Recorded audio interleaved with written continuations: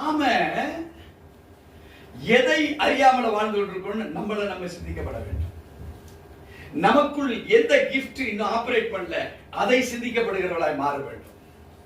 நமக்கு இருக்கிற படிப்போ நமக்கு இருக்கிற அறிவோ போதும் என்று நினைக்கிற நினைவு நமக்குள்ள இருக்கக்கூடாது. பவுல் சொல்றாரு, நீ பின்னானவைகளை மறந்து முன்னானவைகளை நாடி போயிட்டு, நீ 1000 பேரை ஒரு சிப்பாய் கொண்டிருப்பான் எதிராளிய. இத 1000 பேர் கொன்றதை நீ பெருசா நினைக்காத, முன்னாடி இன்னொருத்த வந்துட்டு இருக்கிற அவனை பாரு. ஏன்னா நீ அவனை பார்க்கலாம், 1000 பேர் கொண்ட உன்ன அவன் ஒருத்த உன்ன கொண்டிருவான். அப்ப அவன் எத்தனை பேர் கொண்டவனா மாறுறான்? 1001 பேர் கொண்டவனா அவன் மாறிடலாம். விளங்குதுங்களா?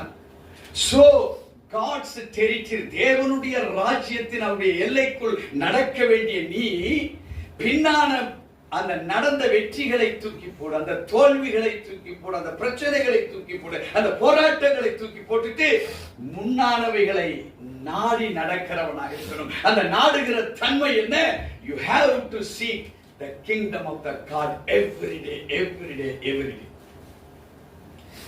இது இருக்குமானால் வேண்டாத சிந்தனைகள், வேண்டாத வெளிப்பாடுகள், உன்னை மடங்கடிக்கப்பட வேண்டும் என்று சித்தம் கொண்டிருக்கிற அந்நிய ஆவிகள் உன்கிட்ட வராது. ஏன்னா you are already pre-minded by the kingdom of the God. O சிந்தையாகப்பட்டது.